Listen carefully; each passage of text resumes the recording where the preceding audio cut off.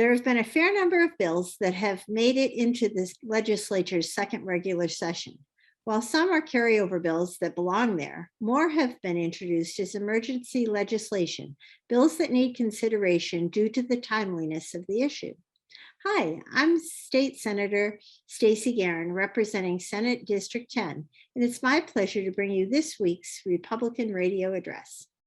With a second session that's typically shorter than the first, it's hard enough to give the bills that do require consideration the proper attention to fully understand what you might be enacting. That's actually tough in either session, but at least you have much more time in the first session that has some years extended into the summer.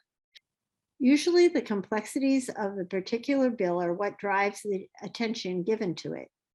When the process is rushed or new, unnecessary legislation is introduced, it dilutes the attention that can be given to the deeply intricate bills that may have been carried over.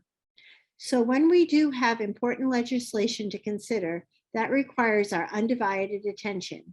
We're often left with a process that doesn't do Maine's people justice. Consider the example of the new affordable housing bill that is before the legislature. LD 2003, which aims to implement the recommendations of a commission charged with studying how to increase affordable housing opportunities in Maine, is a bill worthy of our full consideration. Yet it was assigned to my Labor and Housing Committee just 11 days ago, a full 4 months for when it was accepted by the Legislative Council in October 2021. This is a 12-page bill that intends to change an entire landscape of local rules and regulations that have governed housing and sprawl in Maine for a generation in hopes of creating more affordable housing across the state. A worthy goal? Yes. Can we accomplish it in this supposedly shorter session? I just don't know. Consider the fact that the public hearing alone on this particular bill was nearly 8 hours long. Yes, you heard that correctly.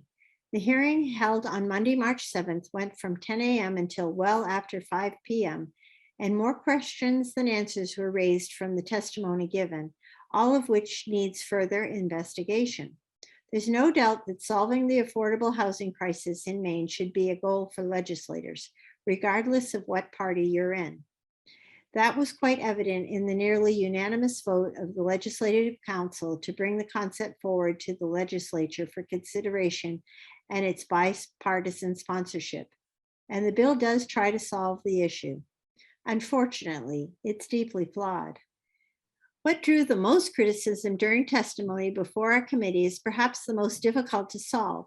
In some sections of the bill, the language is more adversarial regarding the roles of state and local governments, especially regarding delegated home rule ordinances, those powers codified by a 1969 Maine constitutional amendment. Even the bill's co-sponsor, my esteemed colleague, Republican Representative Amy Arata of New Gloucester, offered only partial support of the bill as a whole and recommended a host of changes to make it better.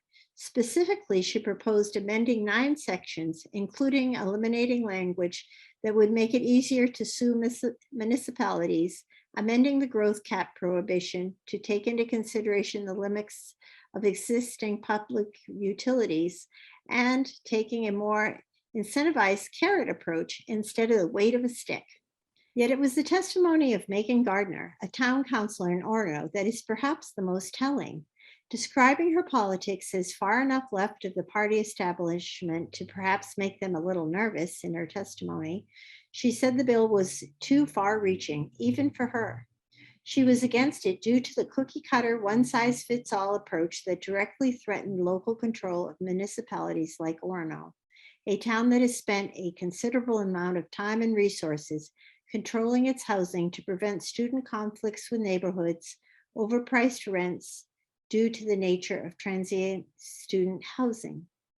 Megan also served as the chair of Orono's comprehensive plan, and that brings up another issue. Some towns are too small to even have a planning board. And much of the solution may have nothing to do with this bill at all. Building houses affordably is a real challenge right now with high material costs, and finding labor that can do it is even more so. We need to invest in educational opportunities for the trades to have the workers available to begin bringing down building costs. Right now, they're at a premium. On the surface, LD 2003 looks to accomplish the worthy goal of solving our affordable housing crisis. But when its co-sponsor and even a college town councilor agree that it's too flawed, that should be deeply concerning. Most concerning of all, however, is the amount of time the Democratic leadership has given us in hopes to simply push this legislation through. That should concern everyone. Again, I'm Senator Stacey Guerin, representing Senate District 10. I hope you have a great weekend.